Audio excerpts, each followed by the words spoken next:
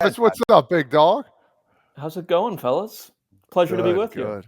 It's great to have you, Travis. It's rowdy right now. So let's actually start here, though. I know you tweeted about this the other day when Kevin Kiermaier signed. Were you surprised that someone of that value coming off a season like that only had one offer and he was so transparent about it?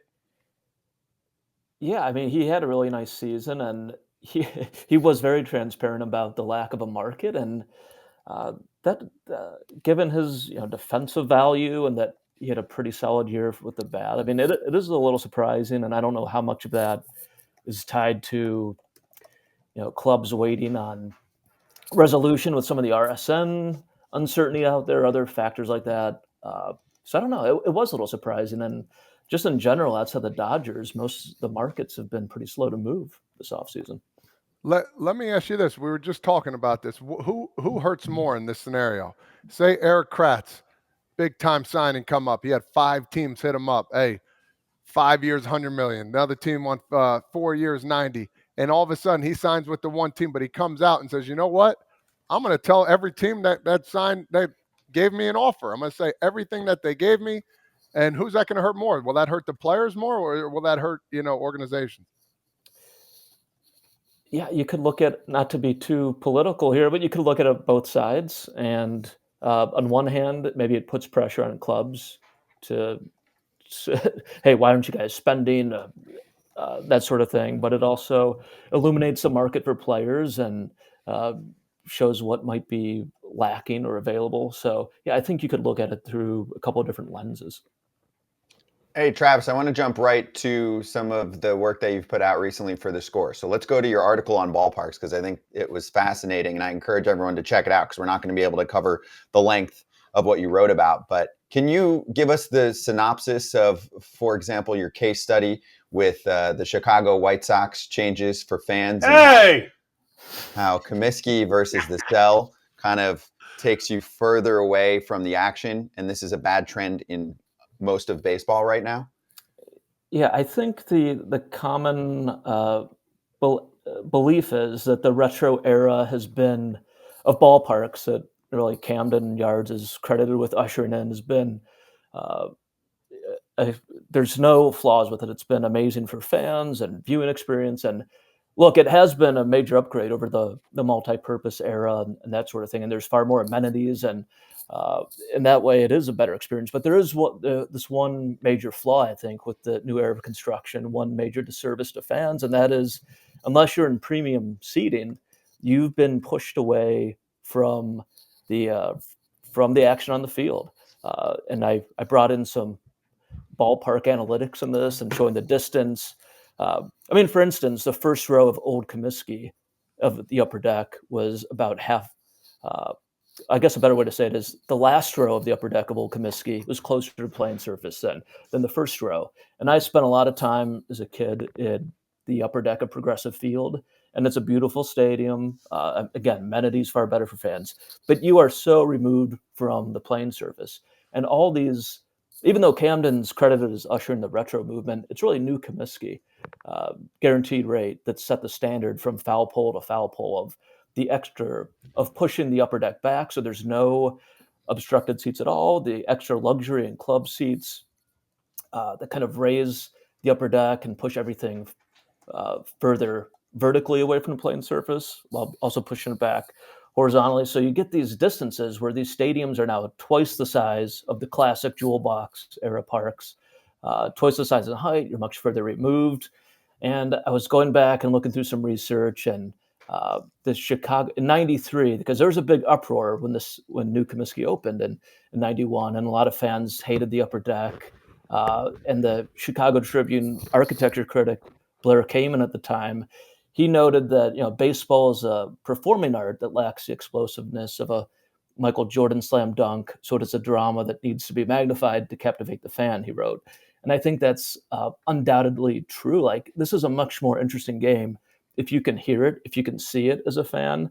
And I think too many people have been pushed further away, where you're more likely to get distracted by your smartphone, where you're more likely to look at baseball, going to the games as a social event versus being engaged pitch to pitch Like, we don't see people getting up from their seats for an English Premier League match or an NFL game. And I do think something's been lost. And as great as this is from an amenities perspective and wider concourses, and I'm sure from a player perspective, Old Comiskey only had 2 toilets in the home clubhouse. And to get to a home batting cage, you had to cross a concourse. So I'm sure the players love the retro era. But I just wish team owners, and the design partners, the architects would kind of revisit the jewel box era, those turn of the century ballparks.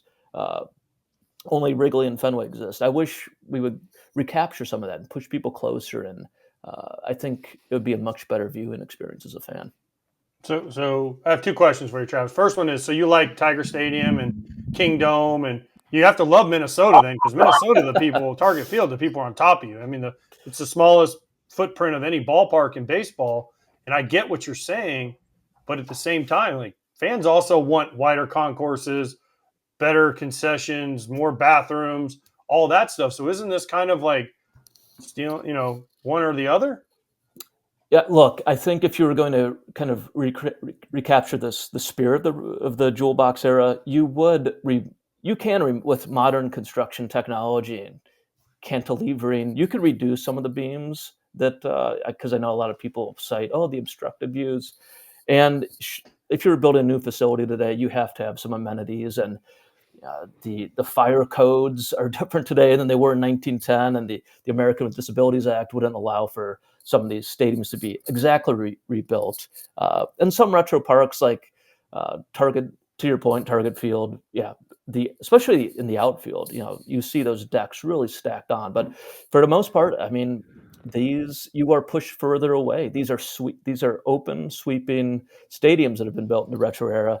And again, like the average in Sportsman Park in St. Louis, I think the upper deck started at 40 feet off the field. In New Busch Stadium, it's the first row of the upper deck is 80 feet, I believe, and it's pushed further back too.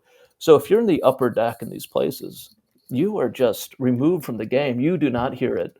And speak with Dan Evans, a former Dodgers GM who started out with the White Sox at Comiskey Park as a young executive there. You could hear player chatter even in the upper deck, the first row there. He would chart pitches at Old Tiger Stadium in the upper deck. It's not to say those stadiums weren't without flaws, but the proximity to the playing surface was key in, I think, creating that great fan experience. And baseball became popular at the turn of the century, in part, I think, because of the experience of these ballparks, as you were on top of the action. You could see the change-up move, breaking ball move. You could hear the players, and I do think a lot of that magic has been lost from the experience. Travis, 2 things. The White Sox, from what I heard, and I don't know this, but I heard this. Obviously, I played there. They were upset because they built kind of the cookie cutter stadium, and then right after it, Camden came in and changed the whole dynamics. The White Sox have made moves to change what you're saying. They've shortened the upper deck. They've done a lot of things. They brought the upper deck in. They've made a lot of changes since this new Comiskey opened. But I think from what I heard, they were upset because right after they did their stadium, Camden opened, and everyone's like, oh my gosh, this is the new way. And the White Sox were behind. And second of all, you clearly never played in Old Tiger Stadium because you said there was only 2 bathrooms wherever you said. There might not have been 1 bathroom in the Old Tiger Stadium. That place was a shithole, excuse my language. Like literally, it was awful. Okay, the dugouts were not even Ken Rosenthal could stand up in the dugout without hitting his head. Okay, you'd stand up to go hit every time you're concussed. Okay, so listen, I get what you're saying about the upper decks, and you could hit a fly ball and it'd be caught, but the guy in the upper deck. But listen, these new ballparks are much better from a player standpoint. Oh, no doubt. And it was actually Old Comiskey that had the 2 toilets in the home that I referenced. I don't know if I said the visiting clubhouse in Old Detroit didn't have one. They had 1 urinal on the way to the dugout. That was it. No. But look at what happened. Look at the Wrigley Field renovation, right? It's a jewel box park, one of the 2 existing from that era, along with Fenway. And they now have a marvelous home clubhouse with all the amenities you want. So with construction technology today, you can refurbish or recreate these parks with better clubhouses, with more amenities, create dugouts where players aren't, concussing themselves by standing up like a Tiger Stadium. So I think, if we were rebuilding this today, it would include some of those amenities. I'm just more interested in that ballpark experience that's been lost, where you have people, where you feel like the fans are on top of you. I mean, you have to remember when these parks were built, the Fenways, the Tigers, the old Comiskey's, they had no models to build them after, so they used playhouses, theaters were the design concept, and balcony seating was so important there.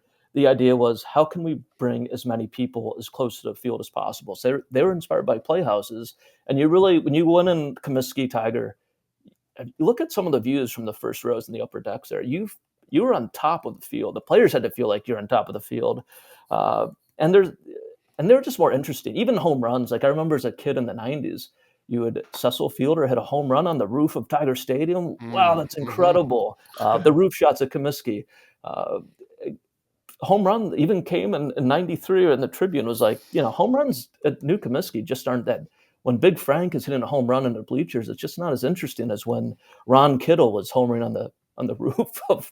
Okay, so they're just more interesting places to play, and I think if you recreated old Comiskey on the south side of Chicago with the modern amenities, with removing some beams, with giving players a modern clubhouse, it would be a smash hit. People would want to go there.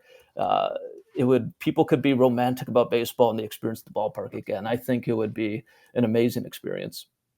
Well, let's bring it back to modern day baseball now. I want to talk a little bit about free agents and signings, especially the Dodgers. What have you thought about that? You had a funny tweet here. I want to read. The Dodgers won 142 games in regular season, but the 5-day break before facing the Reds in an NLDS was just too much rust to shake off. Talk about that a little bit. I was always, when we had that conversation too as well, I was a big believer in like, let's play, man. Let's not wait any more days. That's another conversation to talk about. But yeah, talk about the signings and all that good stuff. Yeah. I tweeted, just because baseball's postseason is such a different animal compared to the, say, NBA or NFL, where the best teams are usually playing, and where the best Patrick Mahomes is going to take every snap. It's not like the ace pitcher of the team can make every pitch. So the nature of the postseason allows for baseball to have some parity. And just a few days ago, the Dodgers had spent more in free agency than the rest of baseball clubs combined, which is pretty wild. It was like 1.1 billion to 1 billion and some change. So, is that good for baseball? Or, I mean, having the Dodgers, a flagship club, be an amazing team is good for potential postseason ratings. It's great for the Dodgers. But I do, and you want to see teams compete. Like, if I'm a Dodger fan, I'm very excited about what they're doing. I just worry about, baseball always has this cloud over itself every offseason where there's so many teams not engaged, there's so many owners not spending. And even though winning and payroll is only loosely correlated, if you look at it statistically, farm system, drafting, player development means more in creating those cores. There's still this perception amongst fans in a number of cities where it's not a fair game. I live in Cleveland, and when you listen to talk radio, you don't hear about Browns or Cavs fans lamenting the unfair playing field. They might lament poor decisions by management or coaching, but you always hear it around the Guardians.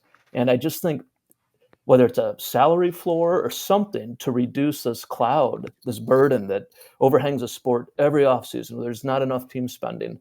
Now you have a super team the Dodgers are already great at developing players and drafting. They have a super smart front office. It's basically like you imported the Tampa Bay's Rays process and folks, and then you gave them a $300 million payroll. You can imagine what fans in Arizona and San Diego, Colorado feel about that. So yeah, I think the Dodgers have built a super team. I think it could be an amazing win for like postseason ratings should they advance deep. And I think growing the sport internationally, it won't hurt. But I do worry about a third of the markets in baseball. I would like to see other clubs be. I don't think they're going to do it on their own. I would like to see some legislation in the CBA put in place to force a smaller gulf divide between clubs and perceived interest in winning. Yeah, no, it makes sense. I know. I mean, I've read your work with Cleveland and Pittsburgh for years, Travis, and I know you got to jump, but I think what you said there nailed it. It's sure you can talk about a cap, but the floor is the problem here. I mean, those third of the teams that have payrolls in the 40, 50, 60 million dollars. We know that those teams are profiting. Like, you can do simple math of TV contracts, national ones even. So I'm with you, man. It's frustrating. We obviously bring it to light as much as we can. And I know you were frustrated and kind of covering those teams sometimes, and you're like, are they ever going to do anything? So it was great to have you, Travis. Really appreciate it. Encourage everyone to check out some of those articles we were talking about in the Score. And I would love to have you back sometime. Have a good day. Thanks, fellas. Great to be with you. Appreciate